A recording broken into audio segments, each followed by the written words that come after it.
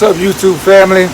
This is Jeff with Little Bit Everything Home Services coming to you with another video.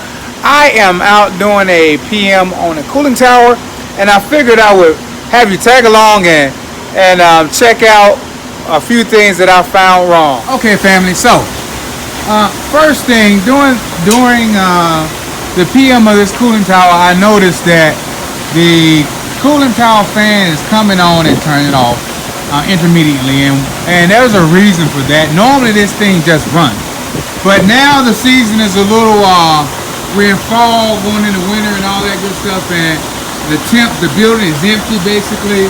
There's not much of a load. The water temperature is cold, so it's only going to come on per demand. Now I'm going to grease these motors here. As you can see, I'm going to grease. It has two grease ports, one here and another one right there. So I'm going to, now when you grease these motors, you want to do it while the unit is running. There's another grease port on this one, and then there's a grease port on the top right here on this one. So these are the older motors. Of course, the one at the end is a replacement. That's been replaced. You know, so that's one of the things I need to do during this PM. I brought my grease gun out. For those of you who don't do like cooling towers and big equipment, all you really used to seeing is residential. Well, in commercial, you're going to be using a grease gun. So here is my grease gun here. So you're gonna have to grease bearings, you're gonna have to grease motors and all this good stuff, and on the commercial side of the house, where you wouldn't really do that in residential. All right, so now doing my electrical check, it's important to make sure you do what you're supposed to do, because doing my electrical check, I'm looking for my screwdriver here that I had out here. What did I do? It's in my pocket. Okay, so one of the things I noticed, first of all, this door right here is jacked up. The handle here, look at this. This is a disconnect. It's supposed to shut the unit off if you need to, and of course you can't. So I'm just gonna open it up right here where the key's supposed to go. And as you can see, this is the disconnect. Now, understand how power flows. I know a lot of you may understand this already, but I figured I would shoot this for those of you that don't. Alright, so power is flowing into the unit. So if you look here, see, power is running in here, and if you look up here, it's running to the disconnect. Right there you have three legs of power. You see those three legs right there? I'm not going to touch it because it's hot. That's 460 volts. So you don't want to be touching that.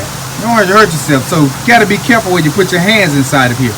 But the whole point is this disconnect right here. I should be able to flip it down and turn this cooling tower off. But as you can see, it just turns. It doesn't shut anything off. So that needs to be replaced. That's a safety issue. So what that means is, with it being on all the time, there's power running through here. So only way I can do work to this thing to check it out, other than checking everything out while it's hot, I have to go downstairs inside of the building, find the breaker that runs to the cooling tower, and kill that breaker. Alright, so that's the first thing with that disconnect that I found. Now, that's the first cooling tower. Let's walk over to the second cooling tower. Now, the second cooling tower, the good thing is you can turn it on and off.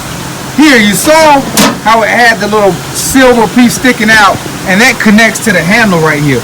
You should be able to shut this door and turn the power off. Well, that's missing and broken. So the only way I can turn the power off is I have to physically grab it here and push down to turn the power off. At least I'm able to still turn the power off on this one if I have to. I'm not able to do it on that one. So both of these circuit breakers need to be replaced, and they are 3-pole. If you can see right in there, see 3-pole unit circuit breakers by Underwriters Laboratories. So I have to do a quote to replace that, and that's something that on the commercial side of the house that you will be doing. If you find stuff wrong, you do during the PM, you do a quote for it, you see what's wrong with it, you do a quote for it, you submit the quote, and then the quote's either approved or not.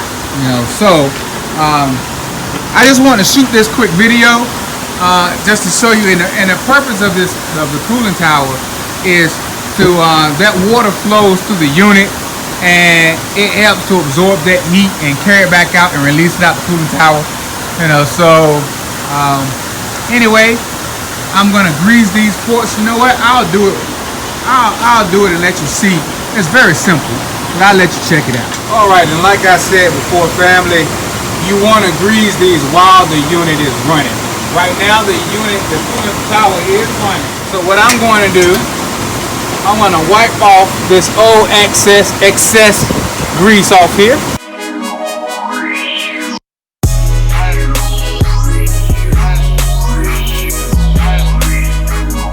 I'm going to give it a couple squirts here until I feel a little resistance. Normally it only takes about 2 or 3, but these have not been greased in a while.